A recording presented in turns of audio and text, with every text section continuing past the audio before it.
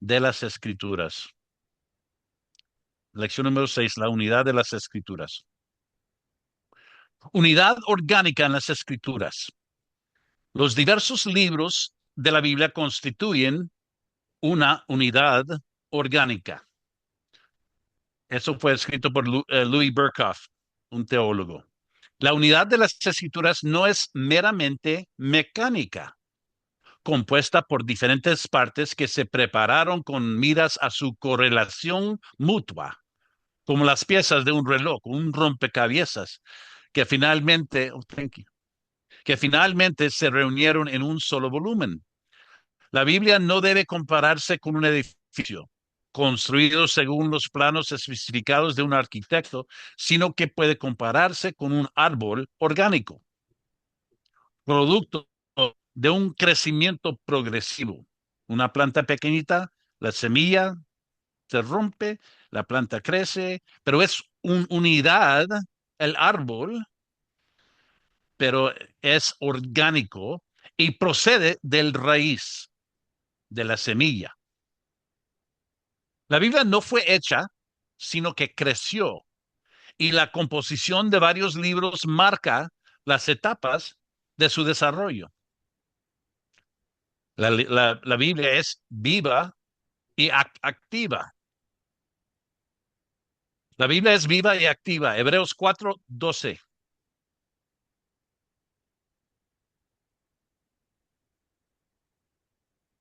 Porque la palabra de Dios es viva y eficaz, activa, y más cortante que cualquier espada de dos filos, penetra hasta la división del alma y del espíritu, de las coyunturas y los tuétanos, y es poderoso para discernir los pensamientos y las intenciones del corazón. La Biblia no puede ser encadenada. Segundo Timoteo 2:8. Acuérdate de Jesucristo, resucitado de entre los muertos, descendiente de David, conforme a mi evangelio, por el cual sufrió penalidades hasta el encarcelamiento como un malhechor, pero la palabra de Dios no está presa. La inspiración de la Biblia demuestra que hay un único autor principal de las Escrituras. Son una unidad tan completo que por ejemplo, cuando miramos a la naturaleza, veamos que hay un creador, un diseñador que ha creado la naturaleza con un propósito y una unidad de la misma forma con un autor, Dios, el Espíritu Santo. La palabra es una unidad porque su autor único es Dios, el Espíritu Santo. Segundo Timoteo 3:16 al 17, dice que las escrituras contienen mucho que no se encuentra su explicación en la historia, perdón, las escrituras contienen mucho que no se encuentra en su explicación en la historia ni en autores secundarias, obras no inspiradas, sino únicamente en Dios, como en latín, el autor primarias, el autor principal.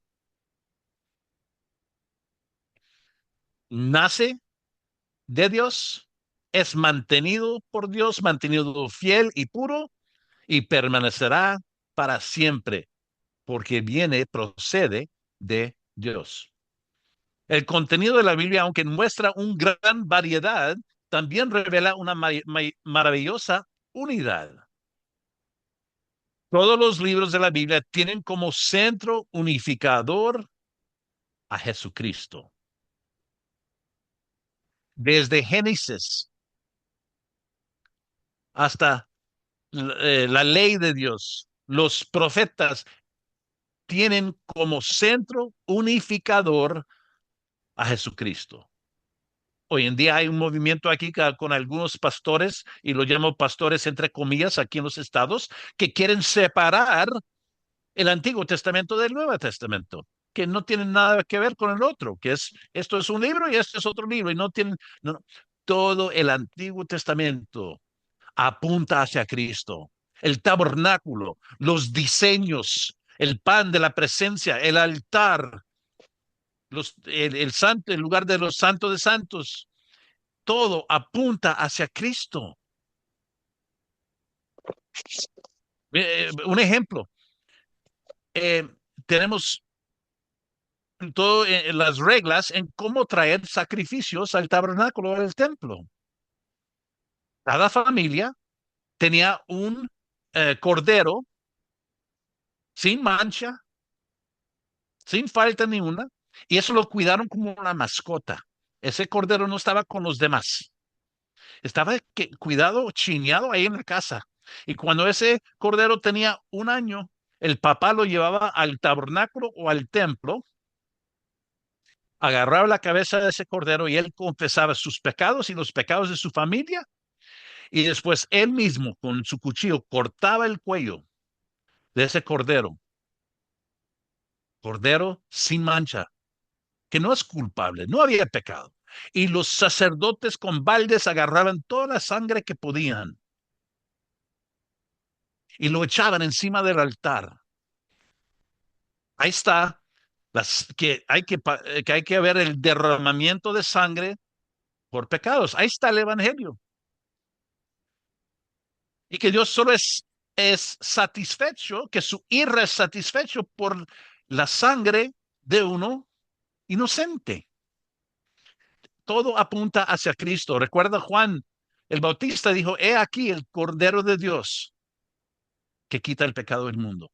Todo el Antiguo Testamento, todo, los 10 mandamientos, nos demuestra quién es Dios, la santidad de Dios, el rectitud de Dios, su justicia, su celo, su venganza, su amor.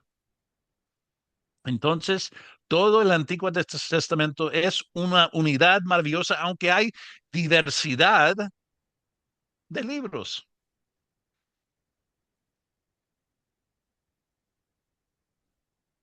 Pero recuerda que todos los libros de la Biblia tienen como el centro unificador a Cristo Jesús. Todos se relacionan con la obra de la redención y con el establecimiento del reino de Dios, con Cristo como Rey. Todo tiene que ver con Dios y con Jesucristo. Ok, ahora el tema de revelación progresiva.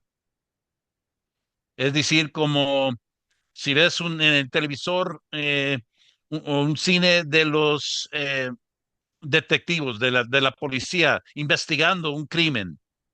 Y ellos van aprendiendo algo. Ah, juntan eso con eso. Oh, y más, y más, y más, hasta llenar la escena completa y saber quién hizo qué. De la misma manera, hay revelación progresiva. El carácter progresivo de la revelación de Dios es también una prueba efectiva de su unidad. Las escrituras revelan el desarrollo de un único pensamiento divino con varias subdivisiones. La gracia de Dios en Cristo para la redención de los pecadores. Las escrituras van ganando claridad gradualmente, así como el Nuevo Testamento está implícito en el Antiguo, y el Antiguo está implícito en el Nuevo, en el Nuevo. Por lo tanto, decimos que el Antiguo y el Nuevo Testamento constituyen una unidad. La doctrina de la redención era esencialmente la misma para quienes vivían bajo el antiguo pacto que para la iglesia del Nuevo Testamento. Voy a repetir, esto es importante. La redención era esencialmente lo mismo para los santos del Antiguo Testamento que los santos de ahora, de hoy. ¿Cómo lo puedo decir? Los del Antiguo Testamento habían puesto su fe, su confianza en el Mesías, el sacrificio que iba para venir. Y nosotros miramos para atrás hacia el sacrificio que vino. Entonces los del Antiguo Testamento tenían suficiente claridad para saber que iba a venir un redentor, un profeta como Moisés, un rey como David, y en Isaías, un serviente, sufriente. Entonces, ellos, su fe y confianza, su esperanza, de la misma forma que nosotros tenemos esperanza, porque sabemos qué es lo que Cristo cumplió para con nosotros. De la misma manera, los del Antiguo Testamento miraban hacia el futuro, creyendo que Dios iba a cumplir lo que él había prometido.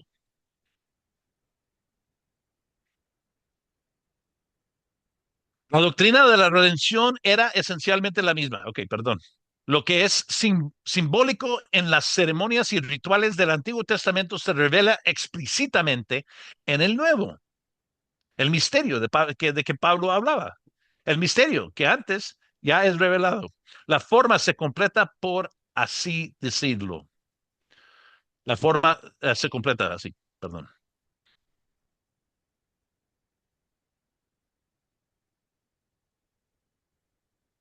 En el Antiguo Testamento, las formas externas apuntan a realidades espirituales.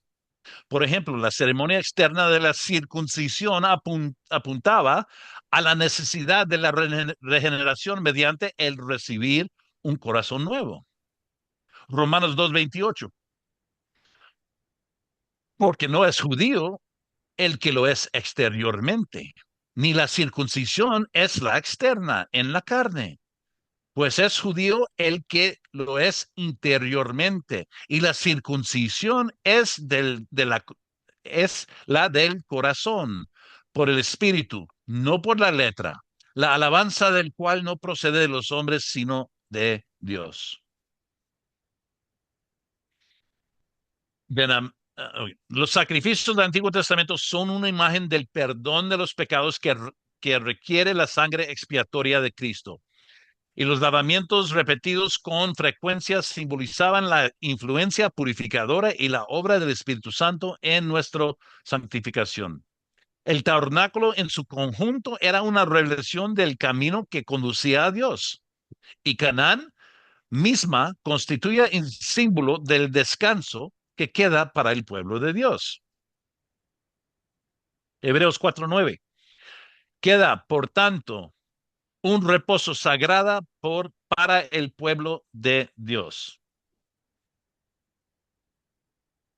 Los pasajes del Antiguo Testamento demuestran que los israelitas tenían ciertas concepciones sobre el significado espiritual de los rituales y ceremonias. Ellos no comían langosta o pescado o algunos tipos no comían cerdo, ¿verdad? Chancho, cerdo. Y estaban circuncisos. ¿Por qué?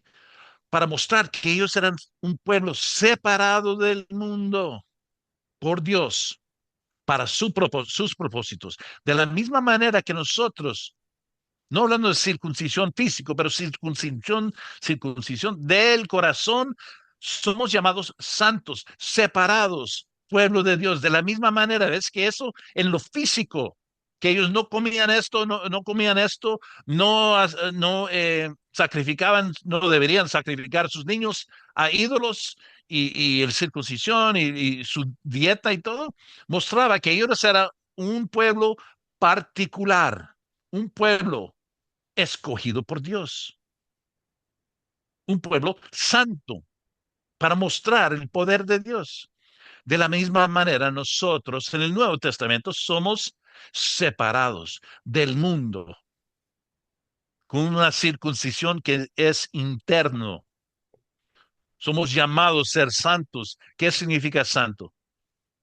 Significa diferente, apartado, totalmente otro, que no somos del mundo. Somos distintos.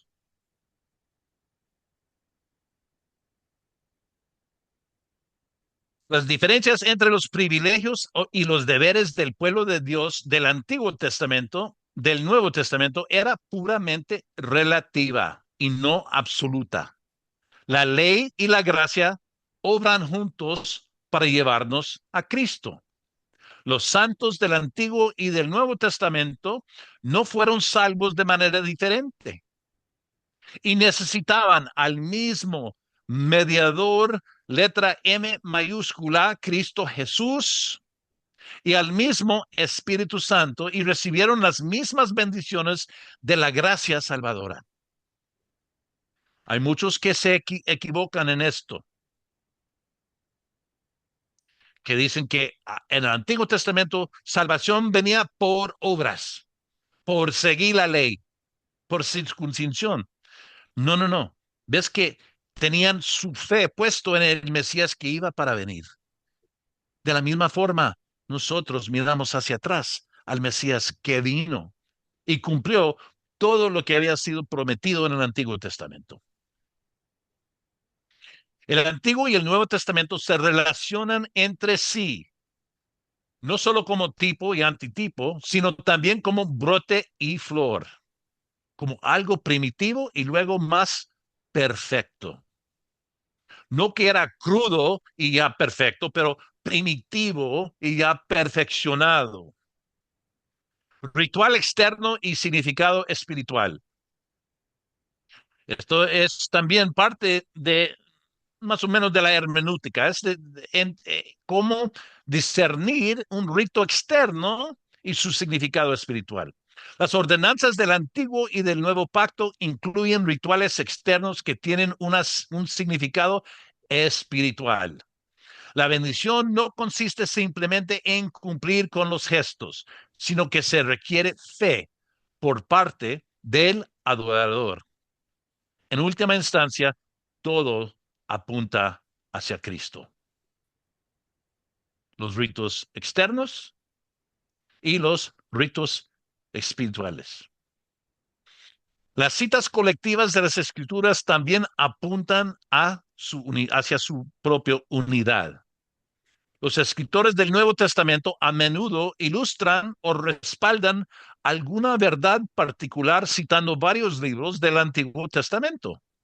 Y de ese modo revelan el autor del Nuevo Testamento, sus convicciones, que estos tienen la misma autoridad divina que el Nuevo Testamento.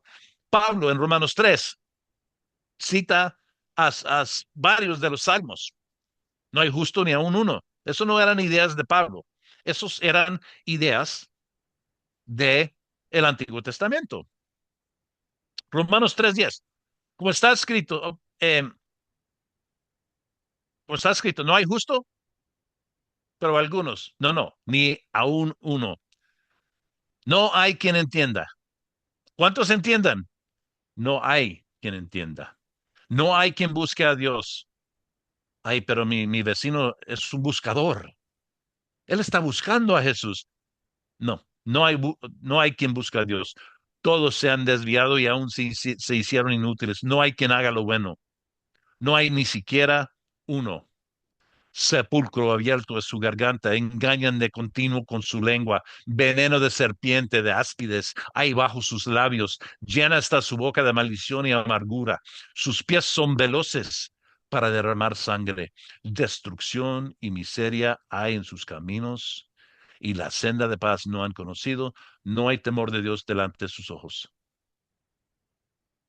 Todos esos son citas del Antiguo Testamento. Pero a veces el autor del Nuevo Testamento modifica las verdades del Antiguo Testamento para aplicarlo en un sentido que no es evidente en el Antiguo Testamento. Recuerda, en el Antiguo Testamento era revelación progresivo. Y ahora los autores del Nuevo Testamento iban y agarraban versículos del Antiguo Testamento y lo aplicaban y le daban más unidad, mostraban su unidad original y que permanece.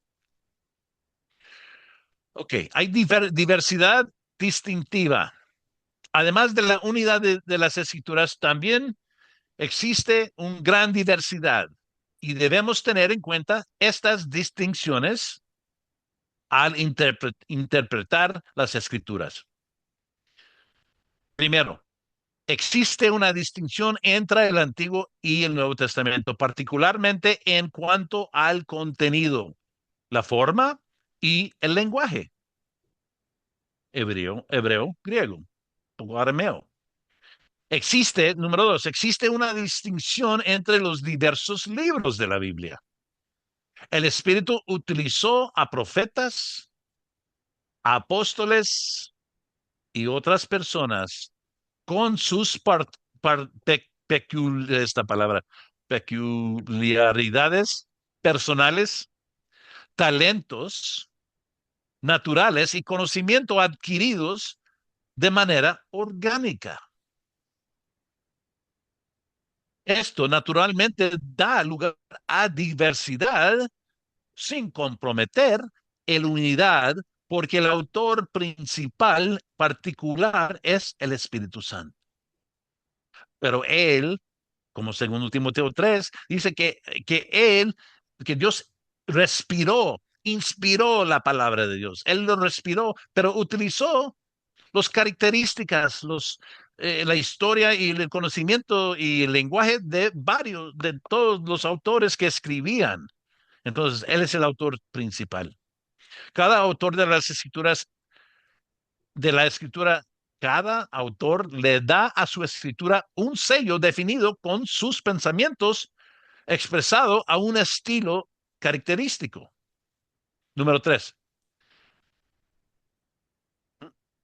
existe una distinción entre las formas fundamentales de la revelación de Dios. Hay narraciones históricos, hechos. No debemos ir a Hechos y leer los que los apóstoles hicieron en Hechos y decir, pues también debemos hacer esas cosas. Es un narrativo histórico. Hay discursos didácticos, son enseñanzas. Hay profecía y poesía. Poemas, es poesía, así se dice. Es de suma importancia comprender desde el principio que la escritura tiene un solo sentido. Voy a repetir. Es de suma importancia comprender desde el principio, fijarte ahora mismo y decir en tu corazón y en tu cabeza, hay solo un sentido de cada escritura. Y por lo tanto es susceptible de una investigación científica y lógica. Dios creó la lógica. Dios creó ciencia. Él nos creó como personas para entender palabras y idiomas escritas, palabras escuchadas, idiomas. Entonces, Él se ha manifestado por palabras, por lenguaje, por párrafos, por oraciones, por sentencias. Él se ha revelado por las escrituras. Este principio fundamental, ¿cuál principio? Que la escritura tiene un solo sentido. Este principio fundamental debe colocarse enfáticamente en primer plano, en oposición a la tendencia revelada a lo largo de la historia y que persiste incluso en la actualidad, de aceptar un sentido múltiple. Sentarse en un cuarto eh, con 10 personas, leer el mensaje y decir, pues, ¿qué significa este versículo a ti? Pues siento que significa esto. Ok, ¿y tú qué piensas que significa? No, no, no. Hay un significado, un sentido. Hay varias aplicaciones, pero un sentido. Esta tendencia de decir que hay varios significados y sentidos da una tendencia que imposibilita cualquier enfoque científico de la hermenéutica y abre de par en par la puerta a todo tipo de interpretaciones arbitrarias. Si hay más que un sentido por un versículo, entonces todo vale. No. El ateo o el testigo de Jehová, el mormón, pues este versículo tiene este sentido para nosotros. Oh, de veras, pero para... No, no, hay un sentido y debemos estar claros entre evangélicos, eh, protestantes, ortodoxos, debemos estar, reconocer que hay un sentido. La idea errónea respecto a un sentido múltiple se originó en gran medida en una interpretación errónea de algunas de las características importantes de las escrituras, tales como su lenguaje figurativo, sus elementos misteriosos e mente incomprensibles, sus hechos simbólicos, sus profecías con cumplimiento doble o triple y su tipo de realidades venideras aún en el futuro. Debemos reconocer que con profecías a veces hay dos o tres cumplimientos en parte y un cumplimiento sumamente final y completo. Entonces debemos reconocer eso. Hay que sostener que las escrituras son, sin importar cuántos significados pueden tener las palabras por separado, tienen un solo sentido propio. Puedes ver a las palabras y Juan utiliza la palabra cosmos en 11 diferentes maneras. Entonces, cuando ves a cosmos, mundo, Juan habla del mundo como la tierra firma, como el globo. El mundo, todo el universo. El mundo, solo los judíos. Él utiliza esa misma palabra, cosmos, el mundo, para describir los perdidos. Entonces, él utiliza cosmos 11 diferentes. Entonces, hay palabras que pueden tener diferentes sentidos cuando los separas. Por eso es clave que tomamos cada palabra en contexto, pero todos los versículos tienen un sentido propio. Le voy a dar un ejemplo. Yo digo esto porque contexto es clave. Yo por años,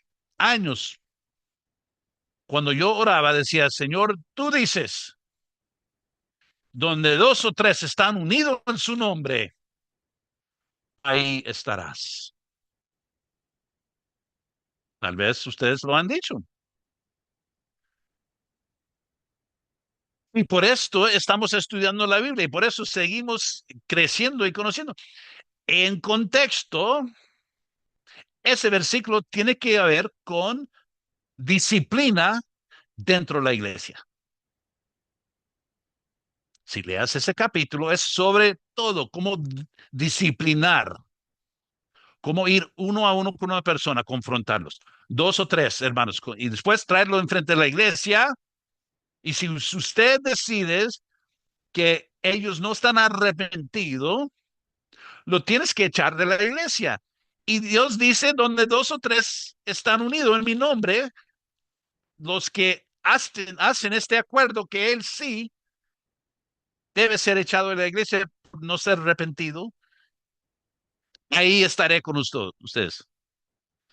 Pero por años yo decía, Señor, donde dos o tres personas están unidos, como una promesa, que Él va a cumplir algo.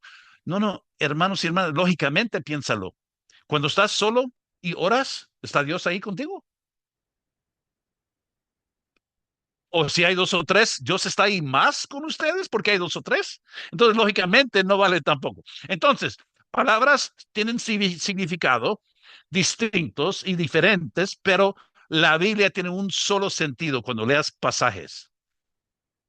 El Dios de la verdad, creemos en la veracidad de Dios, es decir, Él nos ha dado su palabra para engañarnos. Él siempre es veraz. Tito 1:2. Con la esperanza de vida eterna, la cual Dios, que no miente, prometió desde los tiempos eternos. ¿Cómo es que Dios los prometió de los tiempos eternos? El Antiguo Testamento. Génesis 3. Ahí está el Evangelio en Génesis 3. Dios revela su voluntad y el camino de la salvación a los hombres con el fin de glorificarse a sí mismo en la redención de los pecadores. Él siempre ha tenido en mente un fin glorioso y misericordioso, por lo que es totalmente inconcebible que proporciona una revelación dudosa. Eso frustraría sus propios propósitos. Dios se ha comunicado y se ha comunicado claramente. Ya tenemos lo perfecto, los 66 libros de la Biblia, ya tenemos lo completo. Por eso el último clase yo dije, mire, no me vienes a hablar que el Señor tiene una palabra nueva para mí. Aquí tengo su mensaje. Aquí tengo lo que Él dijo, lo que es puro, lo que es perfecto, lo es que es completo y que no es dudoso. Toda revelación para ser comprendida debe ser racional. Y sería el colmo de la incoherencia pensar que Dios se hubiera revelado de manera razonable en la naturaleza, pero no en las escrituras. Y sus escrituras son su revelación más perfecta. La verdad de la Biblia puede investigarse mediante métodos lógicos y comprenderse intelectualmente. El verdadero impacto de esta revelación solo puede lograrse mediante el poder iluminador del Espíritu Santo. En 1 Corintios dice que las cosas de Dios, del hombre natural, no los percibe, no los puede entender, porque se ha de discernir espiritualmente y ellos no lo pueden comprender ni entender. Nosotros como creyentes, nacidos de nuevo, tenemos el Espíritu Santo para poder iluminar la palabra. Y no es algo místico. Él nos ha dado lógica, Él nos ha dado lenguaje, nos ha dado diccionarios, ¿verdad? Ha dado la hermenéutica para poder, de una manera sistemática y con diligencia, estudiar un versículo en contexto y saber lo que Dios quería o lo que Dios entendía por ese versículo. Ah. La lógica de la mente humana se refleja naturalmente en el lenguaje que utiliza el hombre. Es absolutamente ajeno al carácter de este lenguaje que una palabra tenga dos, tres o incluso más significados en el mismo contexto. Si no fuera así, toda comunicación entre los hombres sería imposible. Voy a repetir. La lógica de la mente humana se refleja naturalmente en el lenguaje que utiliza el hombre. Si yo digo, cuidado, ahí viene un bus, vas a correr. Entiendas que yo estoy diciendo que, cuidado, ahí viene un bus. Hay un significado. Es absolutamente ajeno al carácter de este lenguaje que una palabra tenga dos, tres o inclusive más significados en el mismo contexto. Si no fuera así, toda comunicación entre los hombres sería imposible. Entonces tenemos que ser estudiantes diligentes. Tenemos que ser fiel y a veces estudiar duro y por mucho tiempo para asegurar que estamos entendiendo el único significado de ese versículo. El intérprete debe comprender la importancia de los diferentes libros de la Biblia dentro del conjunto de las escrituras. La palabra de Dios es una obra orgánica y por consiguiente, los libros que la componen están relacionados orgánicamente entre sí. El Espíritu Santo guió de tal manera a los autores humanos al escribir los libros de la Biblia que sus obras se complementan mutuamente. No sé si has visto, hay un, no sé cómo describirlo, pero es una línea de los libros de la Biblia y los versículos numerados y hay arcos, así, entre donde hay eh, eh, profecías completados. Cuando Pablo cita un versículo, y si lo miras, parece un arco iris entre el Antiguo y el Nuevo Testamento, promesas, profecías y cosas del Nuevo Testamento. Es una unidad que ni podemos comprender, que muestra que es un solo autor, viene de un solo mente divino. Son una sola voz al relatar la obra que Dios en la ejecución de su plan divino realizó en Cristo para la redención de un pueblo para la glorificaría eternamente, para que lo glorificaría eternamente. El Antiguo Testamento revela esta obra, en primer lugar, históricamente, en la formación y guía de Israel como nación. Los libros poéticos y la literatura sapiencial revelan su fruto en las experiencias espirituales y la vida práctica del pueblo de Dios.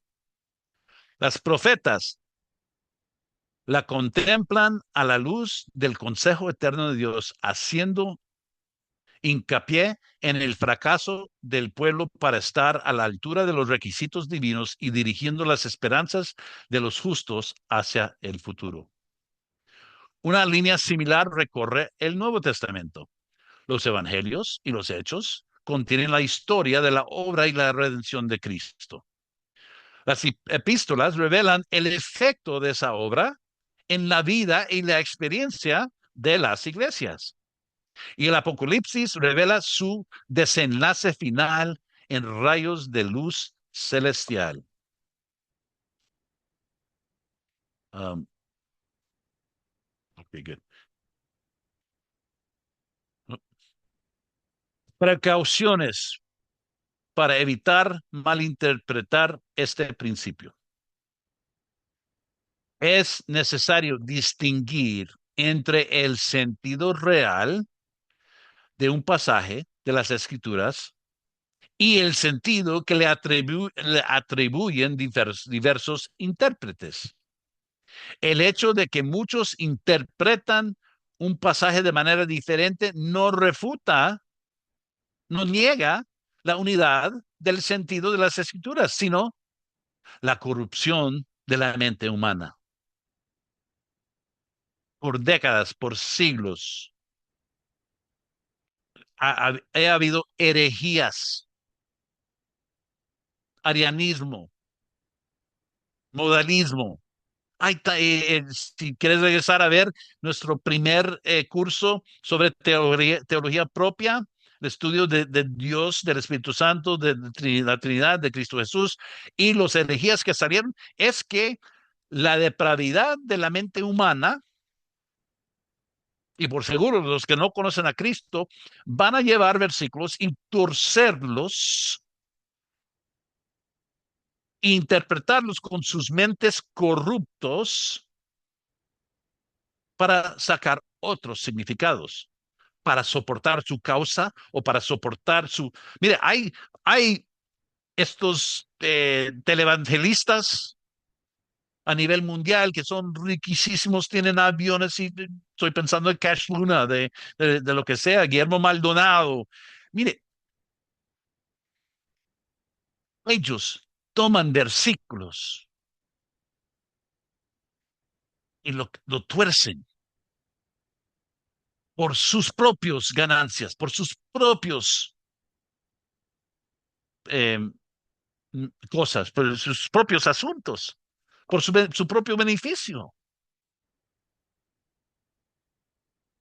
Y sus iglesias están llenas de personas perdidas que quieren escuchar las mentiras que ellos están predicando. Ellos toman versículos y lo tuercen y lo venden al público. Mire, este mundo no es su mejor, esta vida no es su mejor vida. Si estás viviendo su vida mejor ahora mismo, con bendición, con salud, con prosperidad, debes examinarse, porque somos prometidos por Pedro y por los apóstoles que tribulaciones, persecución, sufrimiento.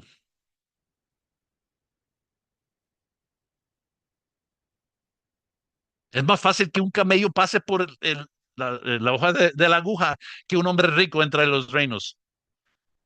Pues, ¿quién podrá ser salvo? Lo que es imposible para Dios, para el hombre es posible para Dios.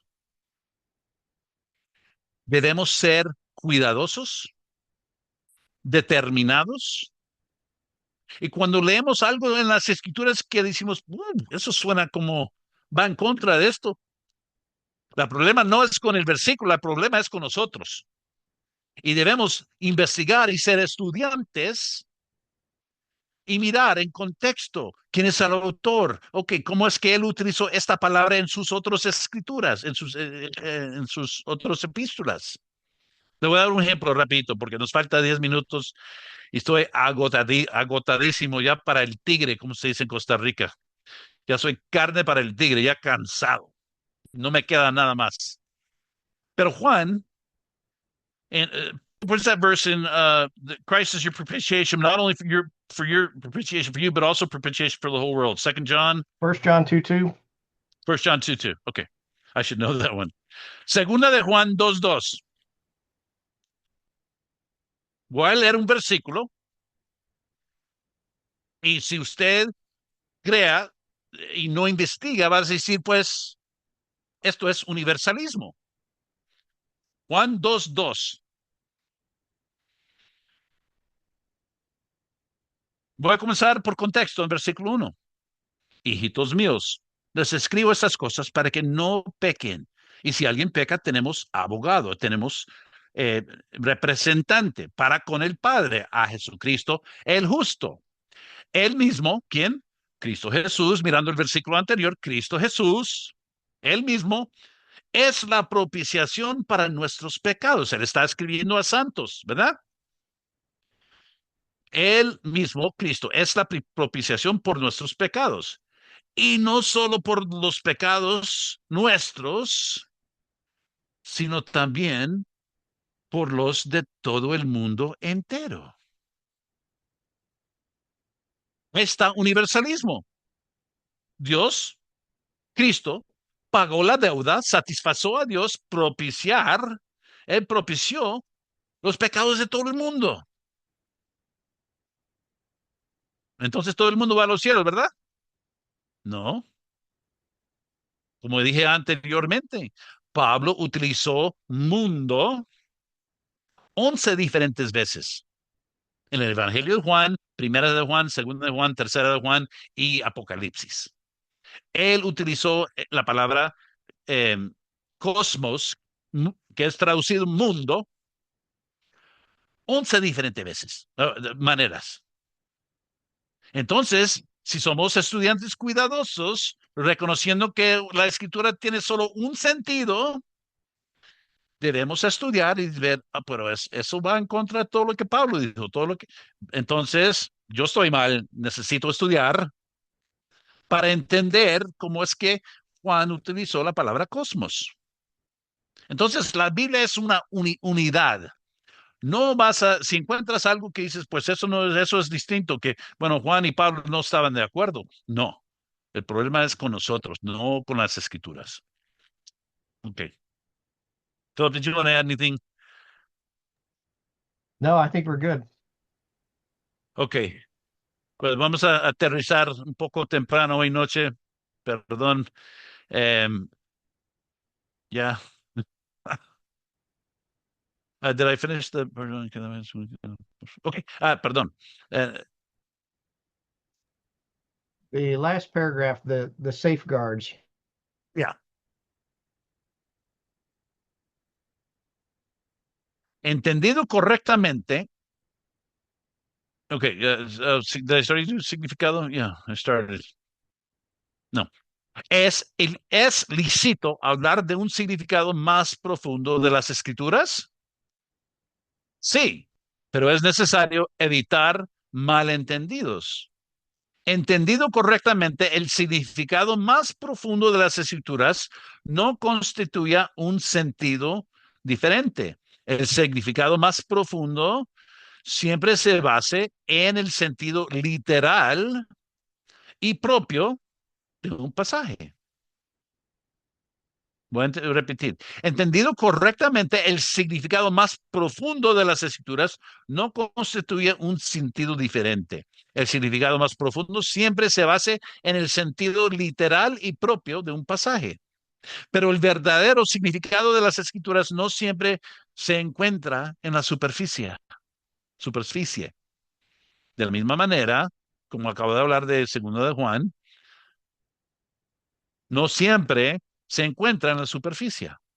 Muchos tipos del Antiguo Testamento apuntaban en última instancia a las realidades del Nuevo Testamento. Muchas profecías encontraban su cumplimiento definitivo en Jesús, sin importar cuántas veces hubieran tenido un cumplimiento parcial. Aún quedaba un significado más profundo por descubrir. Pablo habla, Pedro habla del misterio. Este misterio que estaba escondido por siglos ya se ha revelado en Cristo Jesús. Entonces, lo del Antiguo Testamento, a ver, sí, podemos encontrar a Cristo en cada página de nuestras Biblias y sea en sombras y figuras. A ver, to get the chat. Ahí lo pueden leer. That's good. That's good, Philip. That's a good one. Podemos encontrar a Cristo en cada página de nuestras Biblias, ya sea en sombras y figuras o en su realidad sustancial.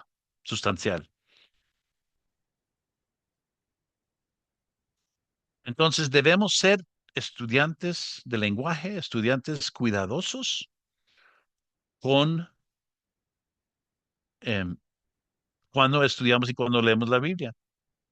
Y algo que yo no lo hago siempre, pero ahora me he propuesto a hacerlo, es cuando abro mi Biblia, antes de abrirlo, oro al Señor. Señor, abre tu Biblia a mí. Abre mi corazón para recibir su palabra de la manera que tú lo entendiste por medio del autor, el Espíritu Santo. Hágame entender, hazme entender, cámbiame de dentro, cambia mi corazón, cambia mi mente para conocerte más y más y conocer mi Salvador de una forma más y más grande, siempre leyendo, siempre aprendiendo y clamando que el Espíritu Santo sea el que nos guía cuando estudiamos la palabra de Dios. Um, ya con eso terminamos la clase siguiente. Va a ser